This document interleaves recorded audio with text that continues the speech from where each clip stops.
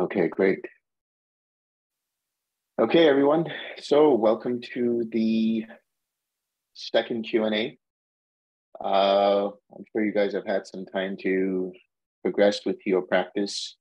I had some really good interviews, a lot of good progress going on. So now is a chance to discuss any questions you might have that you'd like to bring up here at this group Q&A. So who would like to get started?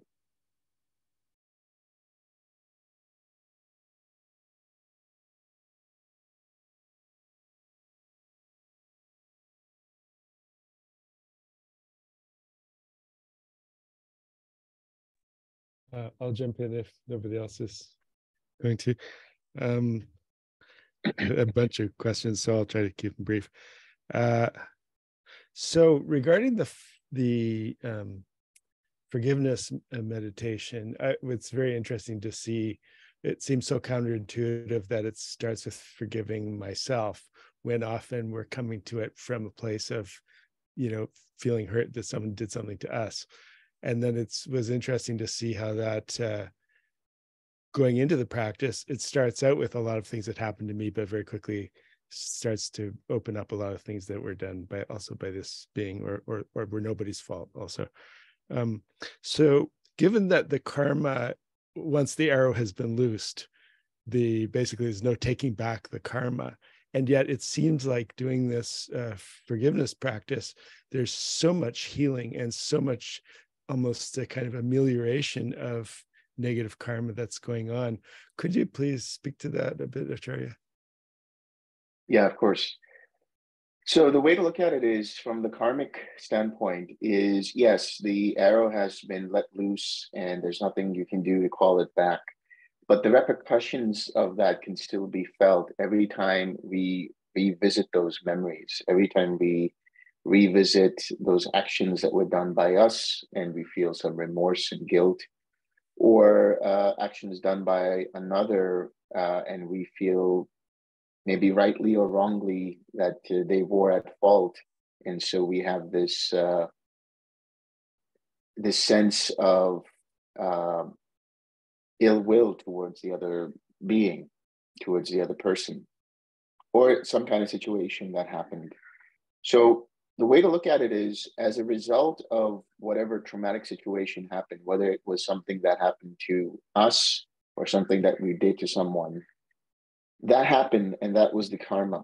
But as a result of that, whenever you feel in your mind and in your heart some kind of unwholesome, negative consequence of that, that is still the karmic repercussions of that. So the new karma there, we talk about it from the perspective of new karma and old karma. The new karma there was to have taken the action, which then led to the old karma of experiencing the guilt and experiencing the hatred towards another person, whatever it might be. So that karma cycles through every time we revisit that, and we revisit the old emotions. We can't let go of that, and it's just such a big grip on our hearts that we feel like we're just in that same situation again. It's completely fresh. It's like opening up a wound and poking at it again. And doing so, you're not going to leave any scabs. You're just going to leave a big infection of continual pain and suffering. So what does the forgiveness meditation do? The forgiveness meditation allows you to distance the mind from the experience and from the guilt or the anger or the feeling of being let down, whatever the experience is emotionally. And we're just looking at it from the perspective of, we want to heal the mind, we want to heal the heart. Go into the forgiveness practice from that standpoint, where it's like I said, you treat forgiveness like a medicine. So when you're able to let go and you're fully forgiven, not because you feel okay with it, although that is part of it, but because when you see it, you don't have any more anger coming up towards it. So that's primarily having a radical level of acceptance of this is what had happened. There's nothing I can do about it. If I have done something wrong, there's nothing I can do about it now. I might have made my amends. I might have tried to do whatever I could in the past, and it didn't work. But I'm doing this forgiveness practice as a means to let go of any mental baggage, which is also karma, and experience some level of peace. On the other side of that is maybe this person is not alive anymore, who harmed us, who created all this trauma for us, or they're not reachable, or they just don't want to talk, or we can't reach out to them. So why are we doing the forgiveness practice in that sense? Is it for the other person? It's for ourselves.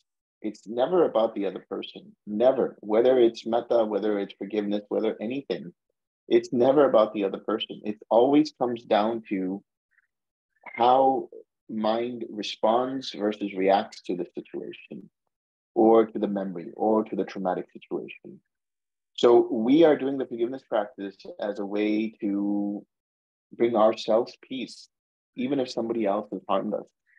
You come to that point where you're basically in total acceptance of what happened, not because you're bound down to the other person, not because you're saying that they were right, but because you finally realize that it's not worth holding on to it anymore. It's just more painful to hold on to it than it is to just let go. And when you come to that point and you actually release, guess what happens? Now, the old karma of all of that emotional baggage just drops.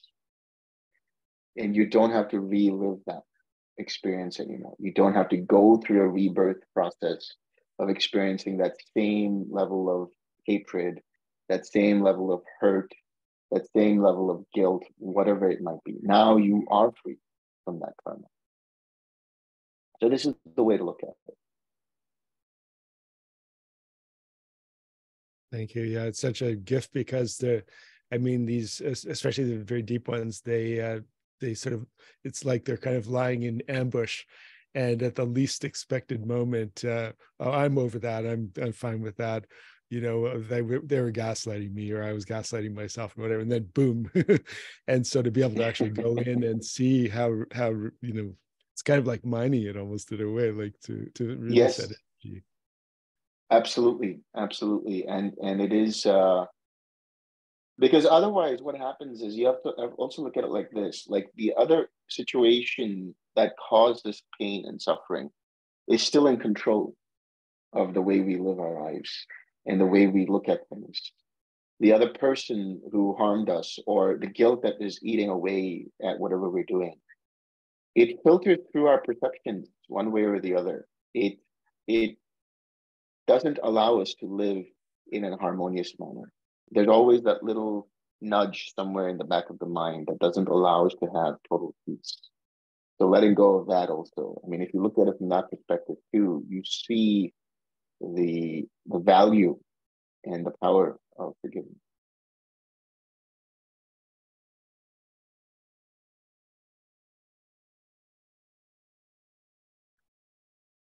You had more questions? I thought I'd open up the floor and come back. Yeah, let's see if...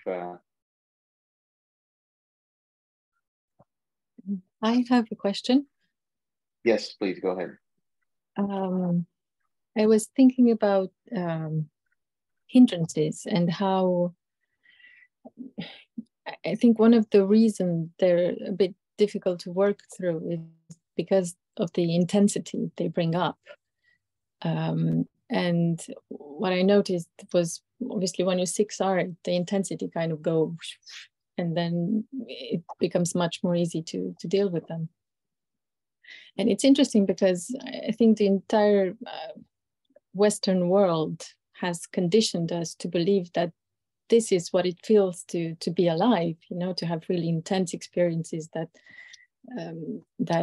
manifest as great tension in the body. I mean, the whole of Western art is just about that, creating strong reactions, strong emotions.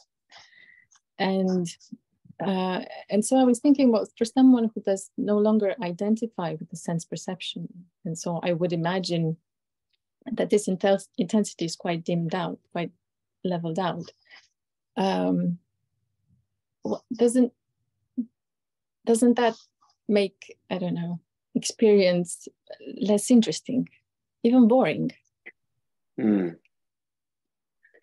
So what happens is, if somebody has dialed down the level of intensity and craving, or let go of craving completely, then the sense perceptions become actually very much a pure signal to receive whatever is going on, which means that a taste, when you taste food, become much sharper. Things that you see become much sharper. The difference is there's no more craving to kind of like say, I want more of that. Or if it's something that is painful or aversive, there's no more like trying to push that away. So if there is something that is painful or unpleasant, there, because there's no craving, the mind doesn't intensify. It is whatever it is. But because there's no more,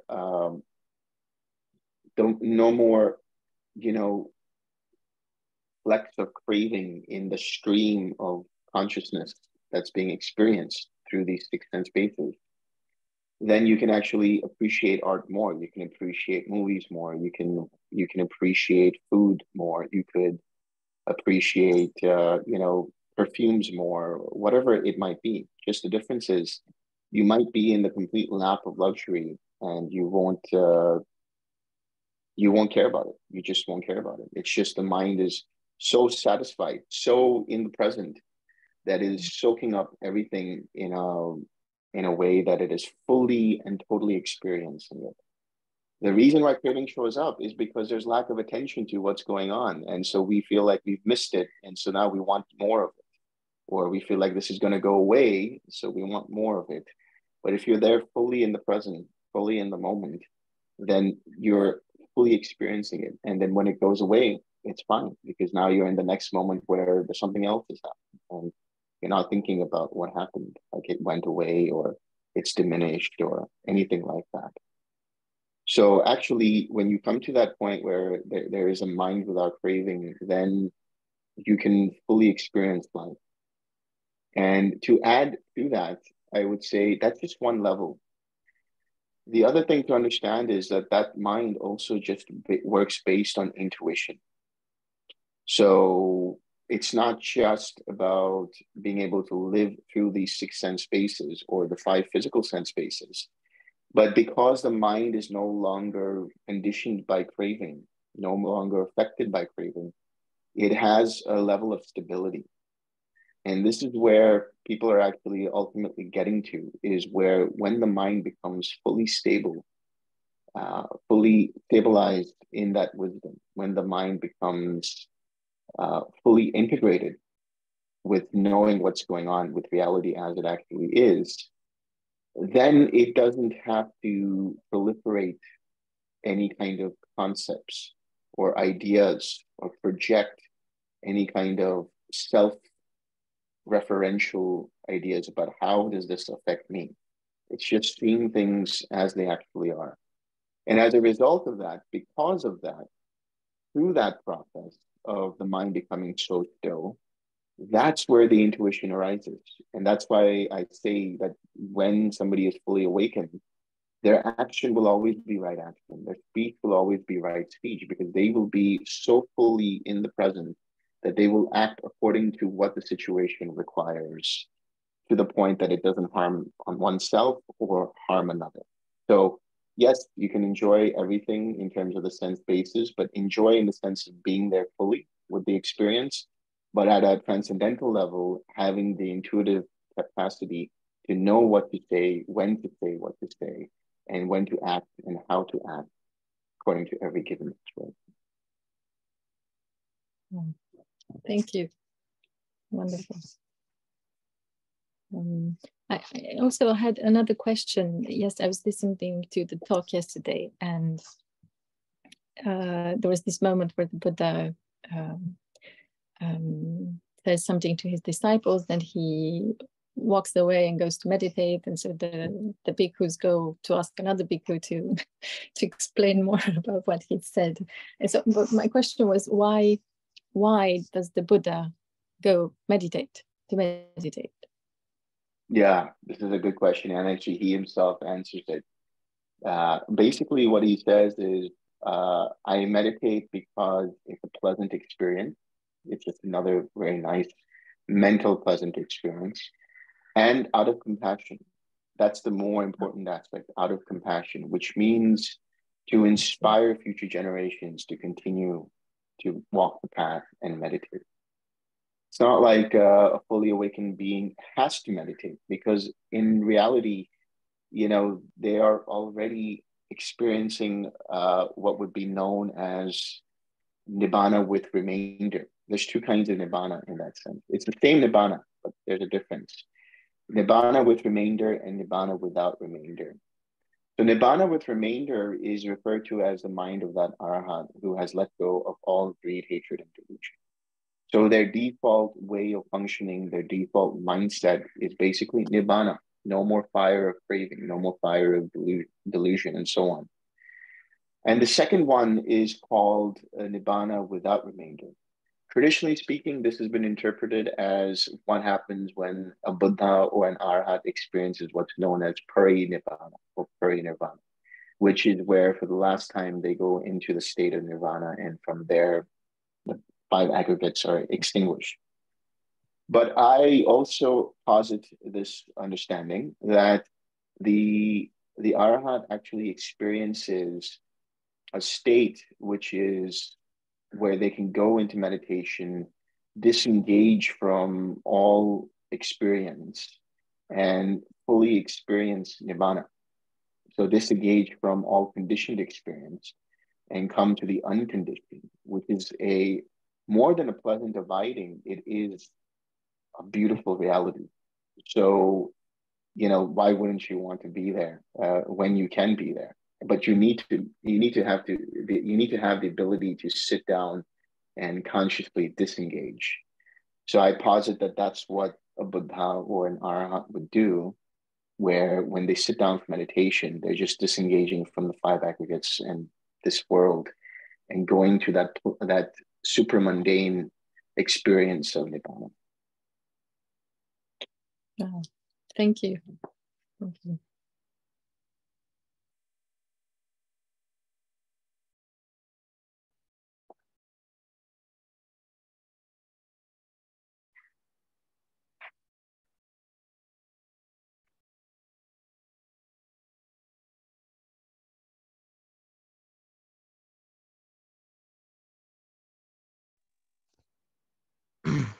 Hi.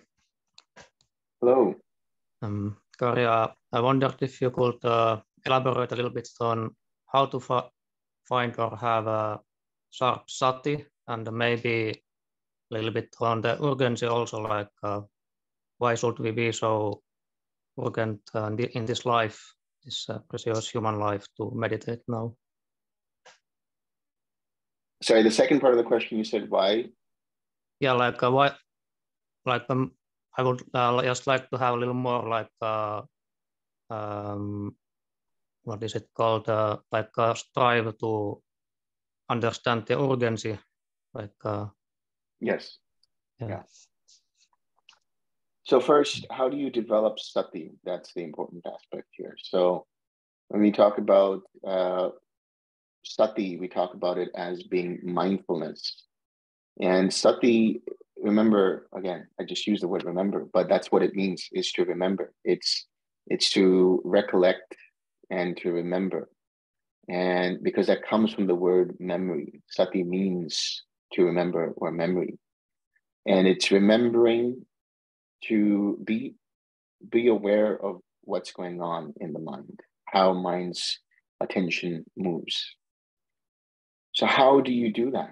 How do you develop that sati? It is a matter of just actually directing the mind back to the awareness of this experience right here, right now.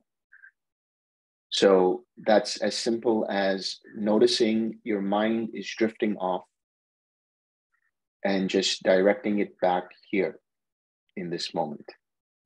And then from that sati, you're aware of what is present and what is not present.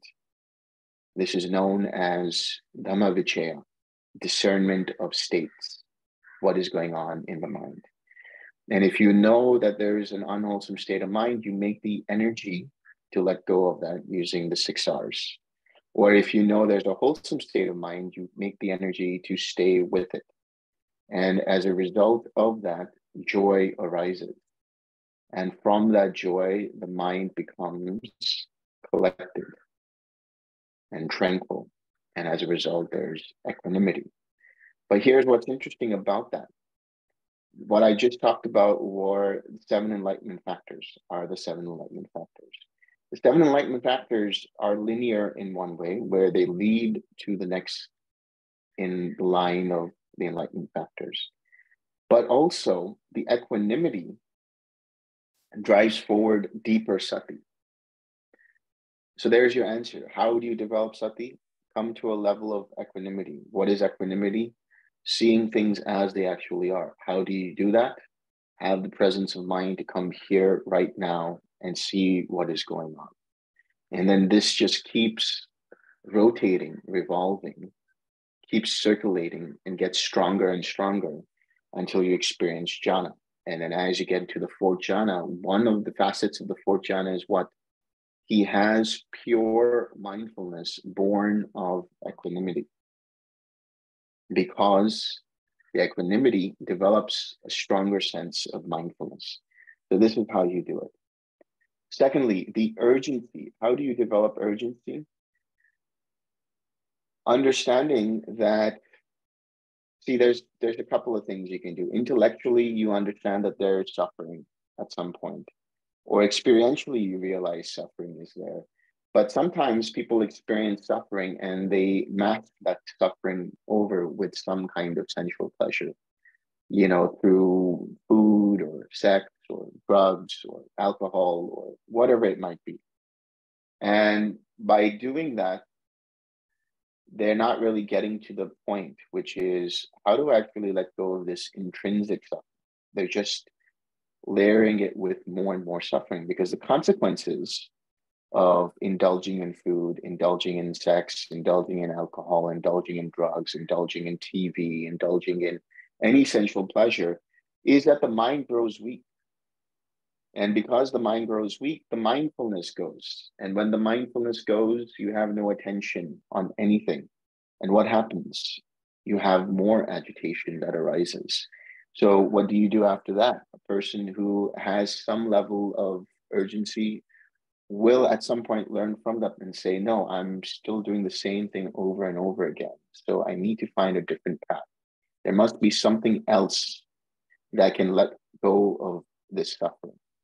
So if somebody doesn't have a sense of urgency, it's just because they're looking at different avenues to let go of that suffering. And they will come at some point, they will come to the Dhamma.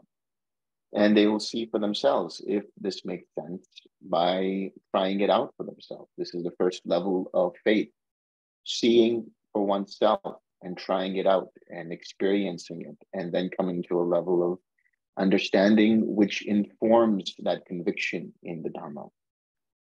And why is this human life so precious? According to the cosmological perspective of the Dhamma, the human realm is the one that allows the mind to experience everything, good, bad, or indifferent. When we talk about this loka, this place, this realm, it's known as the Manusa loka, or in Sanskrit, Manushya. Manusa, what does that mean, Manusa? Manusa is pointing to man or humans. But Manusa also comes from the root word man. Man refers to mind. In the human realm, we have a developed mind with the capacities to be aware of our own thoughts, be aware of our own actions, be aware of the consequences of our actions, and more importantly, be aware that we can make changes to our actions. That's why this human realm or this human existence is so vital and so precious. When somebody is in the hell realm, from the cosmological perspective, when they are in the hell realm, all they can experience is the suffering of that particular hell. And what they seek is relief, but there's nothing they can do about letting go of that suffering or escaping that suffering. At some point, when they leave that hell, they go to the next hell, and then the next hell, and then the next hell, until at some point that karma is extinguished, and they come to the realm of the animals, or the asuras, or the hungry ghosts. But there too, the animals, they only have so much of a limited capacity to reflect. Animals do have emotions. Animals do have the ability to reflect. Just look at a dog or a cat, the way they behave, or look at horses. Look at any kind of quadruped, they will have some capacity to reflect and have some level of emotions.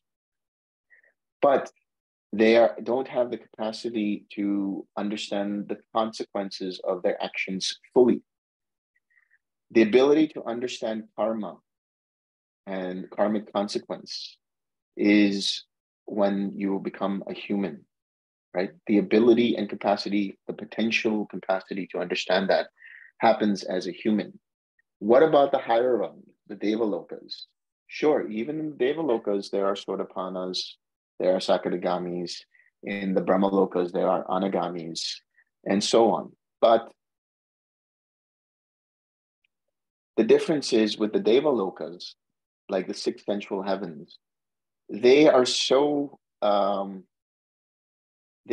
enamored by the joy and happiness that they're experiencing that there's no reason to reflect on their suffering until the very end, when it's too late. Now, this is some descriptions in some of the later texts of the Pali Canon, and even beyond that, which talks about how when a deva passes away, they know they're going to pass away. But it's too late by then. They have certain signs.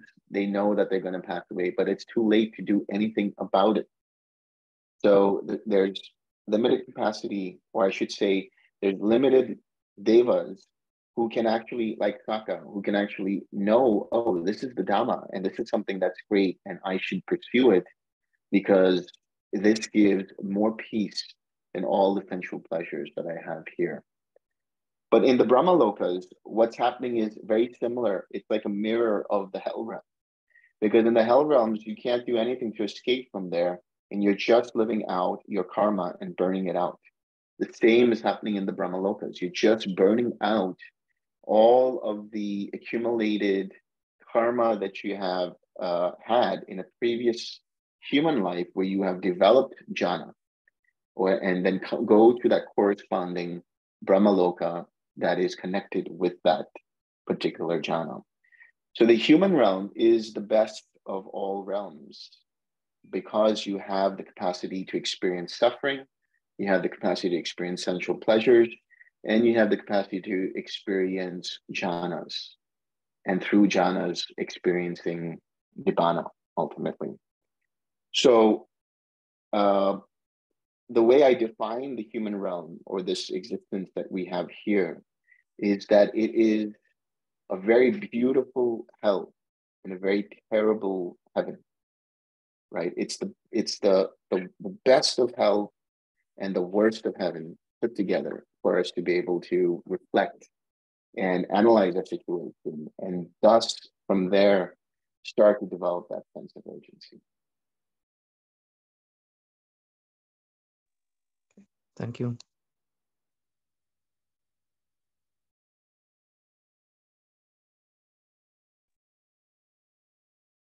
Hello, Acharya. Hello. I have a question. Sensual desire and ill will in 5 hindrances, and sensual desire and ill will in 10 fetters are same, or there is a difference? They're one and then the same, in the sense that you have the same experience with them in regards to the sensual desire and ill will. But the levels of experience are different in the sense of, in the case of the hindrance, it's happening right there in that moment. In the case of the samyojanas, in the case of the fetters, they are the underlying theme of that mind. So they're still there in the background. They're potentials that can still happen because they haven't been let go completely yet.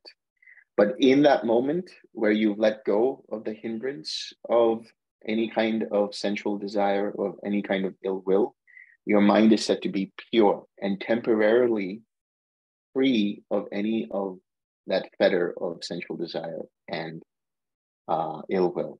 But it comes up again. And the reason it comes up again is because there's still the underlying tendency towards sensual desire and the underlying tendency towards aversion. And that underlying tendency happens as a result of continual investment and continual action resulting from or coming from that sensual desire, coming from that aversion. In other words, whenever we act out of sensual desire or whenever we act out of aversion, it strengthens the capacity for that underlying tendency to come up again, so that it becomes almost automatic. And as a result, the accumulation of that results in the strengthening of the fetter of sensual desire and the fetter of aversion. And it is manifested as old karma in the form of hindrance when you're trying to meditate, or any time when you are existing in this world. Okay, thank you, Acharya. I have another question. What sitting posture do you recommend for prolonged sitting sessions? Is it okay to? Yeah, I would recommend you find the most comfortable chair you can and just sit in that. There, if you are comfortable sitting on a cushion and have pillows that help support your knees and your lower back, that's even better. But you have to do what works for you. Some people even do the meditation lying down because they have such chronic back pain that it's difficult for them to sit still for prolonged periods of time while they're sitting upright. But if they're lying down, I would suggest that if that helps, have more focus and energy and concentration while you're meditating lying down, because there's a tendency for the mind to become dull and then fall asleep because of the fact that you're lying down. So in short, you just find what works for you, whatever is the most suitable for your body type, whatever is the most comfortable for the way your body experiences sitting, you do that.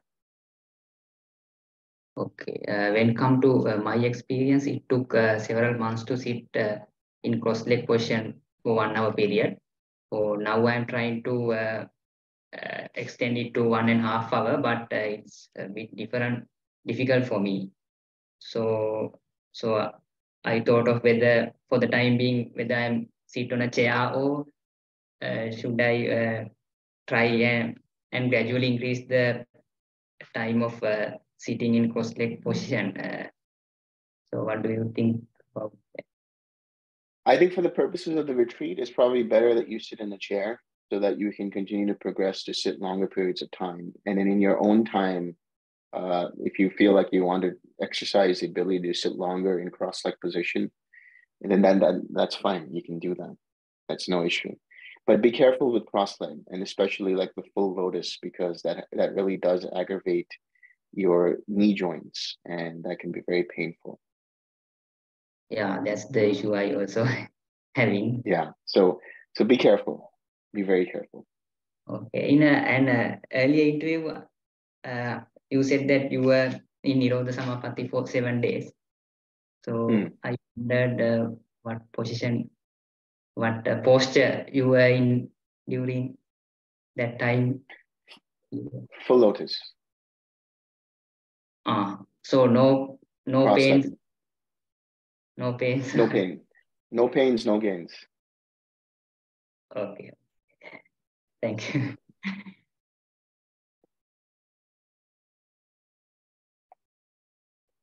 And it wasn't 7 days, it was 6 days. It used to be, right?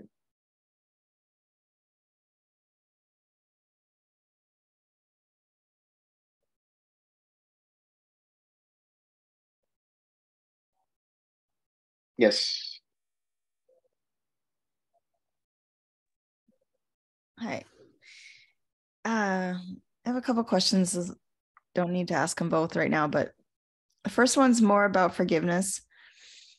I find that when I am forgiving someone else or someone else is forgiving me, I've had some really powerful sessions. It's been very clear. It's very concrete. I can tell when the energy shifted and when I'm done.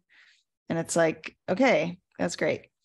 When it comes to forgiving myself for a mistake I made that affected my life or not understanding, that seems a lot more abstract. I can't tell how to direct the energy. I can't tell when it's shifted or get it to shift. It's very different. It's much harder for me to ones that are not involving another person. It's just myself. But then the question for that would be, do you really actually require forgiveness? Do you think you require forgiveness for something you've done, or maybe you've already moved on from it? Well, for example, a regret of something I missed out on in life, and it keeps coming up in my mind over and over and over, and I don't let it go. So I try and forgive the mistake that caused me to miss something in life or something like that. But it's just kind of nebulous. Yeah, it's not as concrete of an objective. Yeah, I would say, when it comes to that kind of thing, you probably don't need to forgive it. You just have to let it go using the 6 R's. Yeah, because it's not, yeah.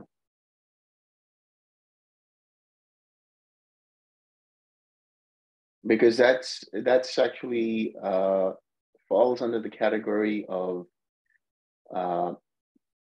what's known as restlessness and remorse. So I wouldn't say it's guilt. It's just remorse of, I missed out, and I have restlessness about it. And so that's just another form of restlessness. So you could use in your meditation outside of forgiveness, when you're doing the regular practice, let's say, you could just use some tranquility and let that go, and just use 6 R's and it might come up again, but this time it'll be less prevalent, and you 6 R again, and it'll be less prevalent, and eventually for the duration of that practice, it won't be there. You'll have just let it go there. I'm not saying that you'll have fully let it go, but at some point you will, when the restlessness completely stops. So you don't think that things that you need to forgive, like what would be example of something you need to forgive yourself for that doesn't involve another person? That causes you a level of self-hatred that is causing you a lot of pain and suffering. So then how would you work with that more clearly? Then obviously you're not forgiving anything but just the self-judgment about it. So you're not forgiving, let's say, the mistake, or you're not forgiving the action, although that is part of it. But more importantly, you're forgiving your self-hatred about it, your self-criticism about it, your self-judgment about it. You're letting go of that. I see. Yeah, because forgiving the mistake, I think that might be part of why it gets so confusing, is that might be kind of... This isn't a process of absolving yourself. This is a process of letting go of any self-criticism about it. That's really what it is. That makes sense. I think that's where I've been not understanding that. Okay. So the mistake itself, thoughts about that could be 6 R'd, but the self-hatred or self-criticism could be forgiven. Yes. Okay. Yes. Okay, thanks. That's helpful. Another one, but it's not urgent if other people have questions. No, please go ahead. Go ahead. This is just a technical, something I don't really, I'm not, maybe I'm misunderstanding it. If consciousness depends on mentality and materiality, then what's going on in the Deva Lokas and the Brahma? Like, how are there beings in formless realms that are conscious? Yeah. In the case of the formless beings, there's nama still functional. Rupa is not present, but there's still elements of intention, still some elements of mental imaginations, things like that going on. So what that means is that the mind and the brain, the physical brain, are not one and the same thing. The mind has a different quality to it, which is outside of any kind of physicality of the brain in the human realm as well. So in the case of arupa jhanas or the arupa lokas, what is functioning there is primarily nama, no more rupa, but there's consciousness there dependent upon that nama. Okay, so it's not, doesn't have to be both. Consciousness is not dependent on both. Okay. Right, because think about it, when you're meditating, you come to a point where, or people come to a point where there's like no feeling in the body and it's just all a mental stream. And so there's consciousness there, and that's mind consciousness at work. But you still have a body. But you're not aware of it. That's what I'm saying. The awareness, when we say consciousness, we talk about it from the level of two things. One is the consciousness that takes birth in new life, and the other is the consciousness, which is the awareness of an experience. And in case of meditation, when you get really deep, even in the arupa jhanas, like the infinite space, even though it feels physical, like as if you're expanding, it's still happening at the level of mind, which is nama.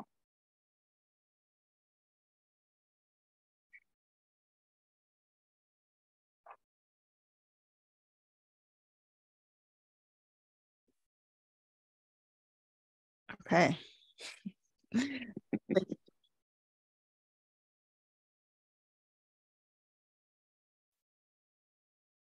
Any other questions from anyone else? Yeah. Have you seen, people attain like higher paths? I know with stream entry, people have like just listened to the Dhamma and like attain stream entry. Have you seen people attain higher paths without cessation, using with other experiences? I've heard or I have been told that there are people or beings who claim to have experienced other higher paths or capacities outside of cessation, or not through cessation of perception, feeling, and consciousness. And that might very well be, but you can't really verify it. I mean, you can't verify anybody who says anything about being a stream enterer or an anagami or sakadagami or arhat or whatever it might be, even if they say that they've experienced it through sensation of perception, feeling, and consciousness. So my short answer to that is no, I haven't come across anyone. But on the other flip side, it's hard, you can't verify anything. That's what I'm saying. So that's why I try not to get into these kinds of discussions about like higher paths and things like that, because for a teacher, they can declare somebody, okay, great, you now have stream entry, and privately in an interview, somebody has had some kind of a cessation experience. I would be very cautious to say anything about that, except say, okay, now you look in your own mind and see what kind of things are happening. Like, how are you experiencing the world? And it's just not there in that moment, by the way. It's also like for a sustained period of time.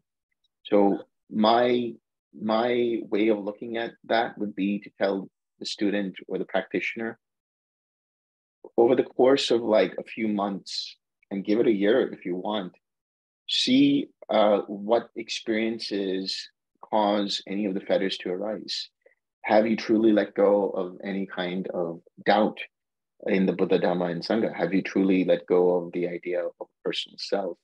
Have you truly let go of any clinging to rites and rituals? And then, of course, at the higher levels, have you truly let go of aversion and sensual desire and things like that? So if somebody does have a cessation experience, I'll just tell them, this sounds to me like a cessation experience. Now, from there, you take what it is, and accordingly decide, like, through sustained periods of time, what is actually going on. And I will admit, this is actually a departure from what was, let's say, the old school of looking at things and being able to say, you are this or you are that. But I find that very unhelpful for people in the long run, because there's a lot of conceit that happens from that, and people then become misguided and they don't really walk the path after that. So a related question, I think I heard somewhere that someone who could sit in cessation at will, like, would automatically be considered an anagami. Meaning they've gotten rid of hatred and ill will, right? And desire. And sensual desire. Yeah. Does that ring true for you, or what do you think about that? Yes. Yes? Yeah, it rings true. So why do you think that works? Like, someone who could do that, like, clearly has gotten rid of those fetters? Okay.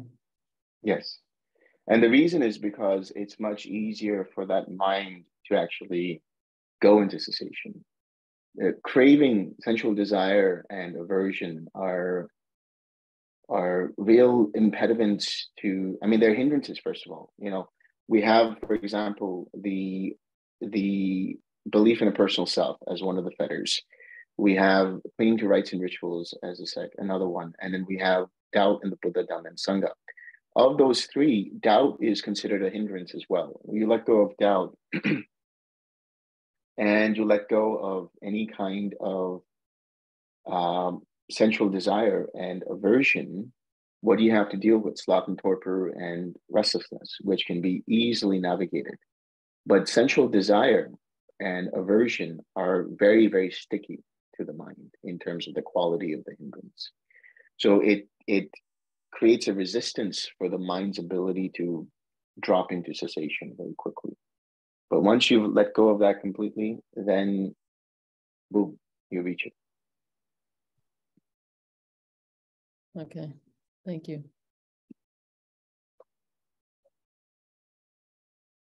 Yeah. So I've had some success waking up with a smile, but I haven't been able to get myself to wake up 2 minutes before my alarm. So I was wondering if you could kind of take us through a little bit that process of setting a determination.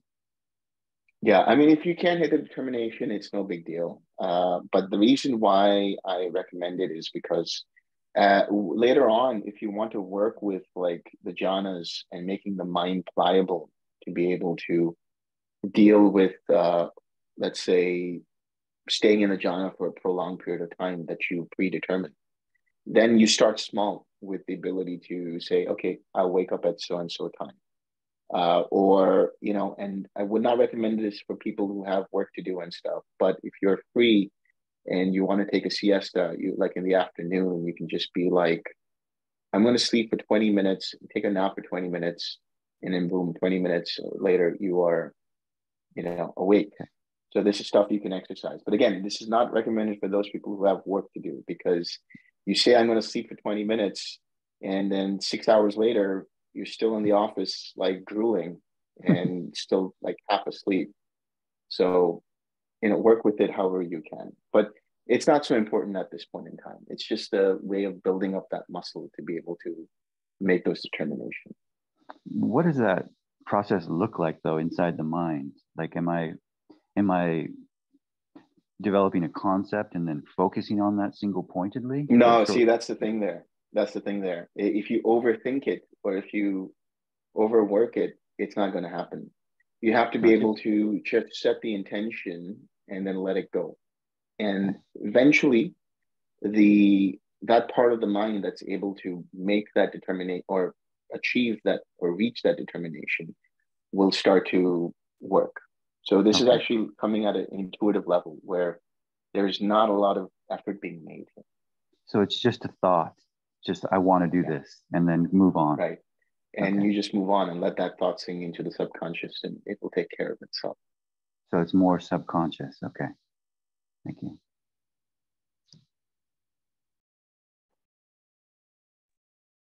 Delson? Yes. Listening to the readings from the suttas, it seems to me that fundamentally they're about being able to accurately, or the teaching is about being able to accurately identify the non-self, what's impermanent and what will lead to suffering. So the fact that there is a non-self, that implies that there is a true self then somewhere. Does the Buddha say anything about that? Yeah, I think this is very important to clarify here. The Buddha never actually commented on any kind of self as such, which means he did not like just conclusively say that there is no self or there is a self. What he said was, we understand anatta as letting go of everything that is not self. But to come to some kind of true self would still have to be experienced in the realm of the conditioned, because you need the mind to experience it. And then if that's the case, when you don't experience it anymore, then that self is gone. I mean, there's been discussions about this in Nigga Nikaya where the Buddha talks about like, okay, if myself is percipient or not percipient, but if myself is tied to this, then it isn't percipient. So is it actually a self? You know, I mean, it gets really complex over there. But to simplify it, what the Buddha is giving is a set of questionnaires or questions in a questionnaire. Like, okay, I'm going to look at all of the different facets of my experience. And those are essentially the 5 aggregates and the 6 sense bases, because that's the only way I'm able to function in this world, through form and through the eyes and the ears and nose and so on and so forth, and through the mind. But if I look at those things and I say, I posit, okay, right, fine, there is a self there. Let's say just for the sake of discussion in one's mind, I will grant that perhaps there is a self. But what do the traditions say about that self? In the time of the Buddha, for example, and around the time of the Buddha, we had the Upanishads and we had the Vedic traditions and we had other aspects within the Indic culture that pointed to an idealized self that was permanent, a source of happiness, and, you know, ever there, ever present. So the Buddha says, look at all of the experiences that you have and see if it lines up with that idea of a self. So a self ideally should be something that is, you know, Sat Chit Ananda, as they say. Sat existing, Chit conscious, Ananda blissful. Okay, I'll take my body, the form aggregate. I'll take the 6 sense bases. Do they change? Yes, they do change, which means they are impermanent. They're not fixed in one way. It continues to change, which means if that's the case, I cannot depend on that to be my source of everlasting happiness. And therefore it's inherently dukkha. And therefore it is not self. Likewise, he does the same with any experience that we have through the process of feeling and perception, our intentions or sankharas. and our awareness as well. Because our awareness, if you look at the awareness that we have, it's always tied to the mind and dependent upon some experience that's happening. So what the Buddha, so that's what I'm saying, the Buddha never concluded as to whether there is a self or not a self. It's more like, let's take a look at all the things that are not self and let that go. But then the argument can be, or let's say a discussion point could be, what about Nibbana? Because Nibbana could be equated as a self. You let go of all experience, all things that are conditioned, and you come to the unconditioned. Perhaps that is the self. But the Buddha has also said that too is not self. And the reason being is because you come to that as a result of ceasing all activities. But to conclusively say that it's always been there, or it's a Nibbana element that's always present, you can't conclude that either. Now, it's posited in the suttas that it is permanent, and it's permanent in the sense that it is unshakable. It's unshakable in its capacity to bring a shift in your awareness, a shift in your mindset, where you can never go back from it again. That's the way to look at that. But then in what you said there, if the Buddha himself said that Nibbana was not the self, then who is the one who is saying that it's not the self then? Mustn't it be the self who's saying that? But that self that we talk about is the mind. The mind is positing or concluding that Nibbana is not self. Right? Because the self that we're talking about. But how can the mind know that if the mind is non-self? That's what I'm getting to. Okay. The idea of some kind of an ontological self, right? The idea that there must be some self that knows it, that is saying these things, that is aware of these things. The Buddha never really got into it because he always talked about it in the sense of the Four Noble Truths. There, the Four Noble Truths were about suffering and letting go of suffering. Beyond that, trying to come up with the idea of a self or not self, or who is it that is doing this, who is it that is experiencing it, and so on. He, in his experience and in his ability to see and discern through his Dhamma, he basically said that it wasn't helpful in his journey, ultimately, to let go of suffering, let go of mental suffering in relation to existence that we're having. So it's kind of, in a sense, too controversial. It's better not to go there. No, we could go there, but the thing is, it would be a lot of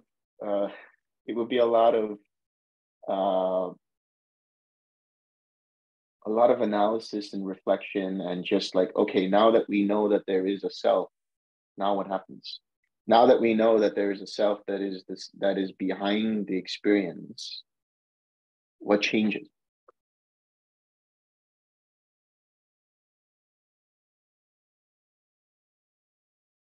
What changes? That's the question. Because if you say that there is a self, okay, great, there is a self, but is that self suffering or not suffering?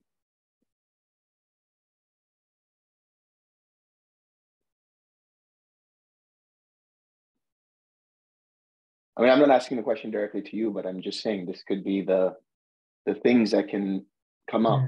If there is a self, then that self is supposed to be disconnected from any kind of suffering. Yes, it would be permanent, unchanging. Yeah. Separate from all aspects of the non-self. Right. Completely separate. Completely separate, yeah. Yeah. Independent, as they would say, not dependent.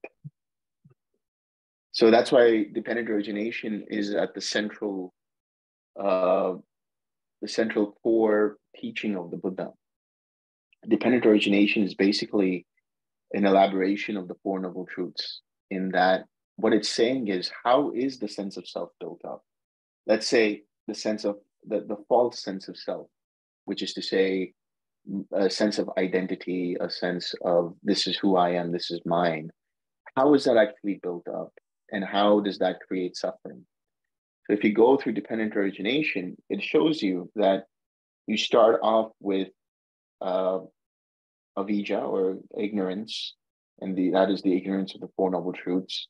That conditions some of the sankharas that come up, or all of the sankharas, I should say, until the ignorance is gone, and whatever sankharas come up, or samskaras that come up, that then activates a certain kind of awareness, a certain kind of consciousness, a certain bare knowledge of an experience. And that is tied to this mind and to this body. From that, there are the six sense bases. And then from that, there is contact that can arise dependent upon the six sense bases. And then an experience, a feeling, a vedana. And then when that is taken personally, then that creates craving. Now that's where the self starts up. Like, I like this or I don't like this. So when the Buddha refers to that, that self is the false sense of self rooted in the I, you know, the sense that this is me, this is mine, this is myself. So that you root out. And then what you come to is a level of peace. Now we can go into that whole idea, then who is it that knows peace? In one of the suttas, the Buddha talks, not the Buddha, it is,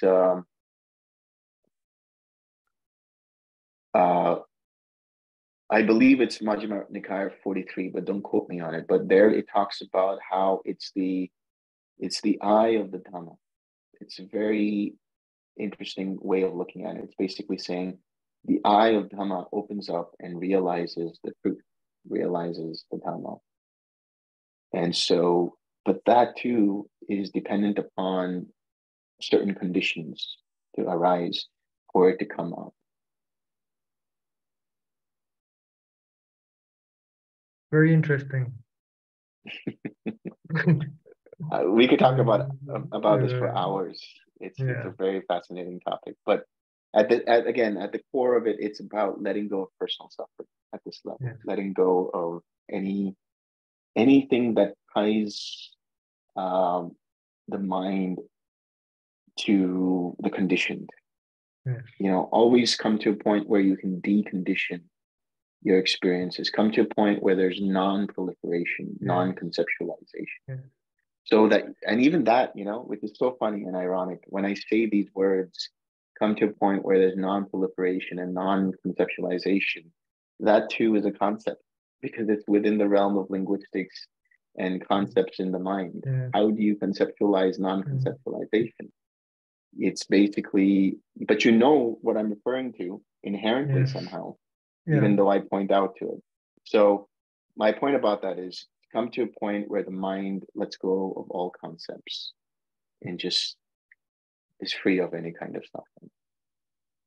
Yeah, but even the idea of anything, isn't it? The idea of the conditioned implies the unconditioned as well. So something, there is something then which is unconditioned, and we're trying to experience. And that's a good point that you bring up, because the Buddha says, if there were not this unconditioned, unformed, unborn, unmanifest, then I would not talk about these things. I would not refer to them, because that there is the manifest and the created and the formed. It would imply that there is an unmanifest, that there is an unborn, that there is an uncreated, which is, you know, for lack of a better word, the unconditioned, the absolute. There's so many words that you could use for it, the island, the other shore, and so on and so forth. That's beautiful. Yeah.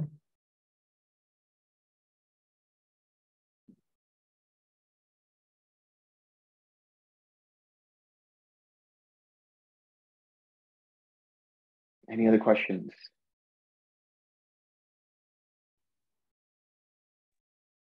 Hi, Acharya. So you said that you've trained in the yoga meditation before, and it is some kind of one-pointed concentration. So what is the difference between the twin and the one-pointed concentration?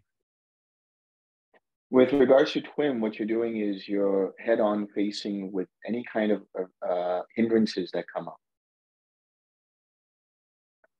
So twin does not suppress the mind activities, whereas one-pointedness, whether it's yoga or any other kind of tradition which has one-pointed, it's essentially suppressing mental activity. It's suppressing any kind of experience so that it comes to some kind of a plane of non-activity. But then what happens is, because you've suppressed it, just like any kind of ball or beach ball or anything that you submerge underwater, when you come out of it, you let go of it, what happens? With full force, it comes back up. Likewise, when you suppress the hindrances rather than dealing with them, you've not actually learned.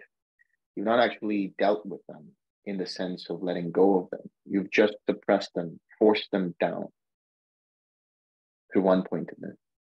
And then after a few hours, maybe a few days, you're all fine, everything is easy peasy. And then something happens that can incite the underlying tendency towards the aversion, towards the sensual craving, and then that comes up with full force. In the twin practice, that's why I've said this before, treat your hindrances like friends and teachers. Don't be afraid of them. Be happy that they're there, because this is now an opportunity for you to face them directly and gently let them go. With the knowledge that they're present, you understand that they are present. This is the first noble truth.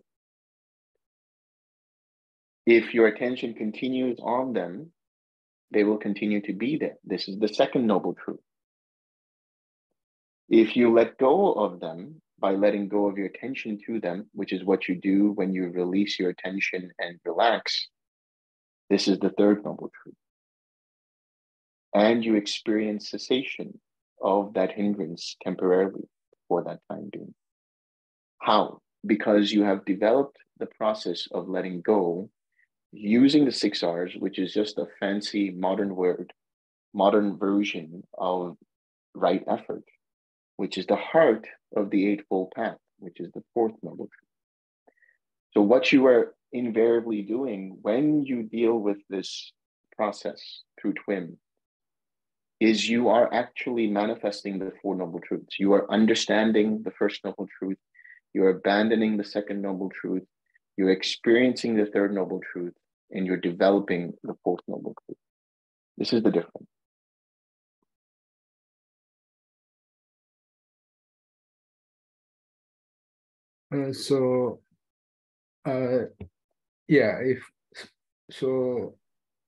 You said that the sensual desire is harder to let go, and also the sense of I. So why is it happening like that? For the hindrances?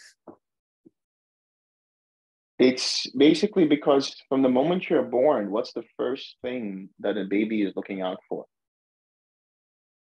It's looking for some ways of making sense of what's going on. The first couple of minutes that you're out in this world as an infant, what do you seek? First of all, you feel like you're now in a different world. You are in the safety and comfort of being in the womb, where you are basically completely, isolated and insulated. And you had food coming to you, you had your nutrients coming to you. And now this painful experience of birth, physical birth, where now you're just literally ejected out into the world. What's the first thing that happens? It's like, where am I? What am I doing here? The I already immediately comes up, and the baby cries. The baby cries, and it's looking for some kind of shelter and comfort. When it's with its mother, what do they do? They take the baby and they keep it with the mother, because that's the most familiar experience. And that's the first sensual experience outside of the womb that the baby generally has. So that's what is being developed. That's the very first thing that happens. So the sense of I, the conceit, happens even before you are physically born. It's happening even at the level of being in the womb. You know, there's a sense of identity there. There is me and the other, right? And then when you're physically born, there's others out there. There's not just one other, there's others out there. And immediately the mind makes connections that this is somebody else and this is me. And I have to protect whatever this me is by finding shelter, by finding warmth, by finding food, by finding comfort. That's why it's so difficult, because it's so intrinsic that it happens even before you're born. Thank you.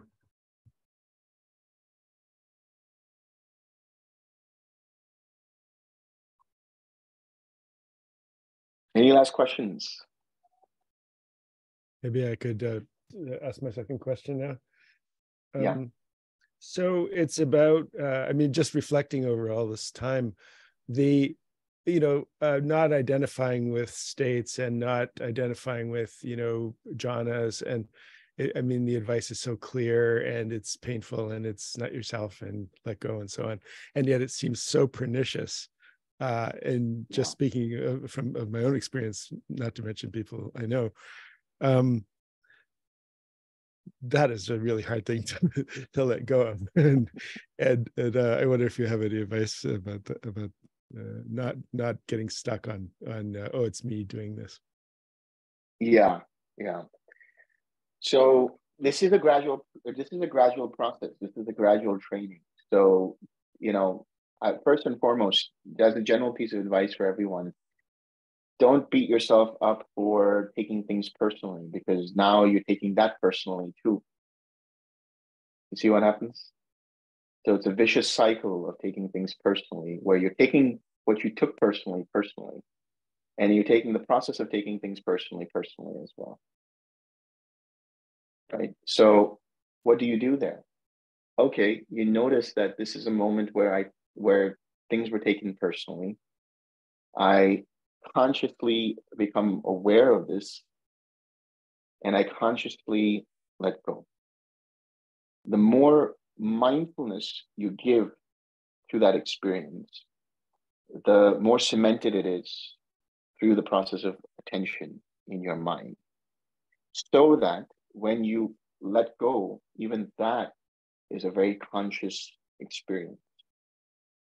So that the next time it happens, when it happens, the mind, the wisdom of the mind is triggered and says, I'm catching, I catch that. That's going to take things personally, and you let go of it.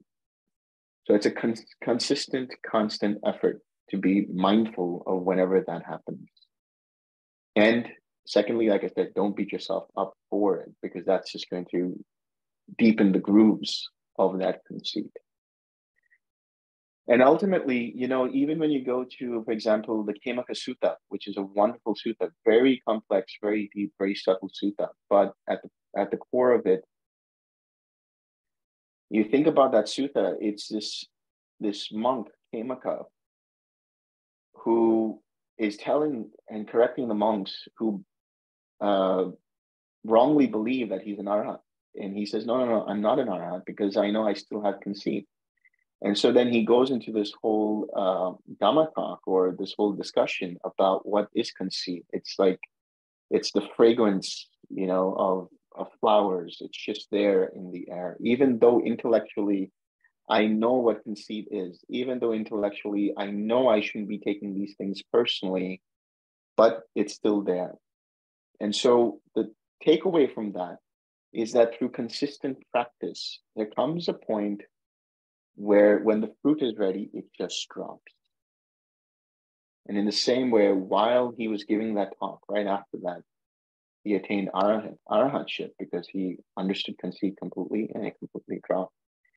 So it's a gradual training, but it's a gradual training of consistent, conscious attention whenever possible to when those moments arise, when things are being taken personally, and a conscious, consistent effort to actively let that go.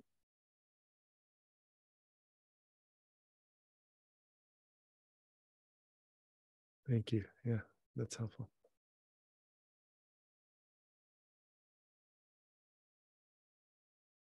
I did see a couple of hands before, so if you still want to ask your questions, anybody.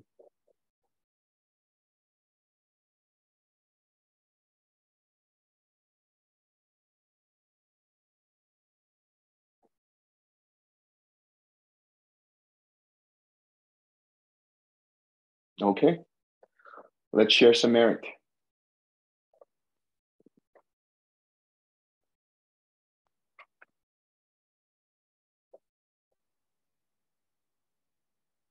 May suffering ones be suffering free, and the fear struck fearless be.